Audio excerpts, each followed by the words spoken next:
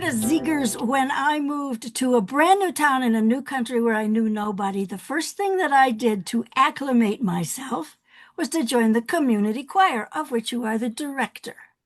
Is that community thing important with our choir? Oh, absolutely. Yeah. It's a place where anyone is welcome to come and sing, even if they say, and so many people have come and said, well, I don't really sing. And I say, well, yes, of course you do. Come on in. And so many times they're even by the end of the first term, they go out going, oh, I can sing.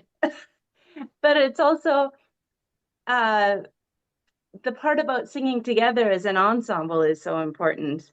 Breathing together, paying attention to things around you, working together to, the sum is greater than the parts, that sort of thing.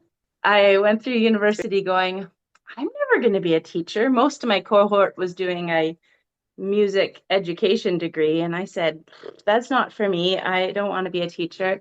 And surprise, surprise, it turns out I love being a teacher. When did you start and what was the prompt? The prompt was good old social media. A video popped up by a folk group called Low Lily. And that turned out to be the song Hope Lingers On.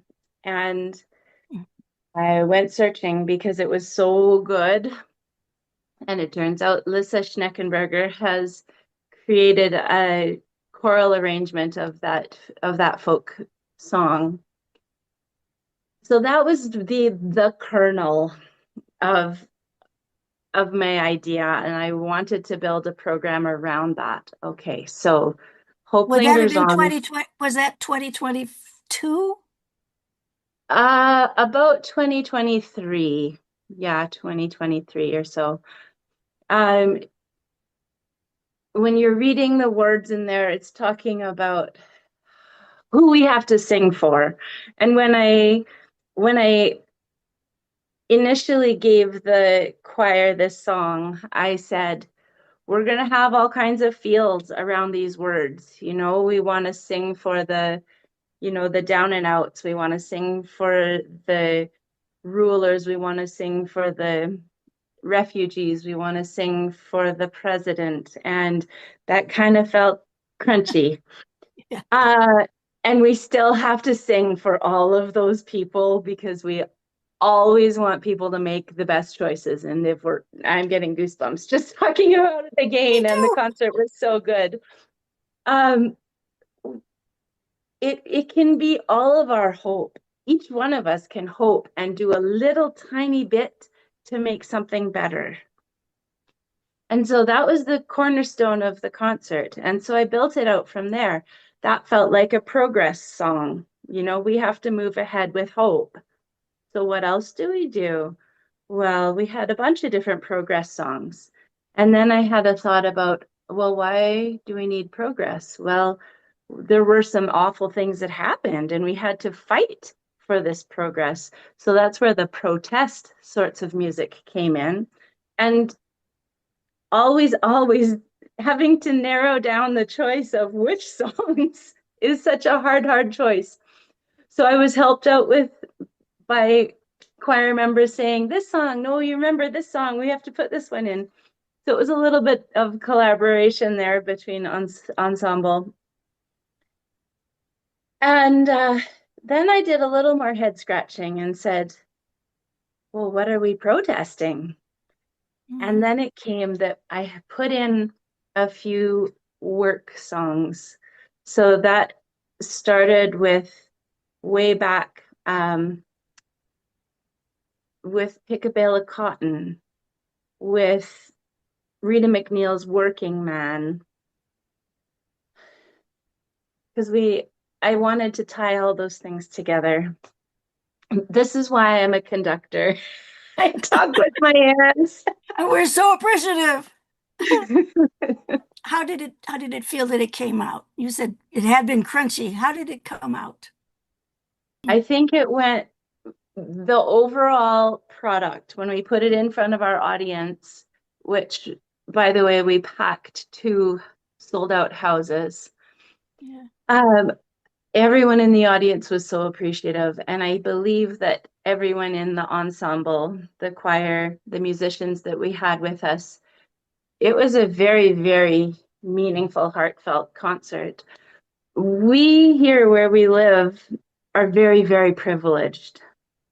We live with so much freedom and so much uh, my parents have a farm, and I go to their farm and I look around and I go, this is an embarrassment of wealth. My parents are not wealthy people, but there is such a spread around them.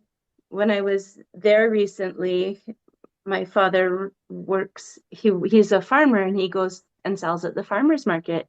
It just so happens that the food bank in my hometown burned down this spring.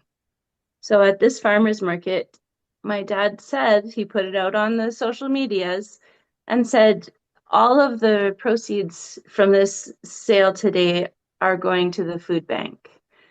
And then he took all the leftovers from the farmer's market and also took it to the food bank. So I come from that culture of generosity. I didn't struggle growing up. I didn't, we were poor, but we weren't poor, poor. We always had food. We always had transportation. We had lots of opportunities. And I feel very, very grateful for that with my family and the community that was around me then and is around me now. You were poor economically, but you weren't. But you were rich in all the things that matter. We live in a small town in a large part of a larger country. And the idea that big things can happen from little places has always intrigued me.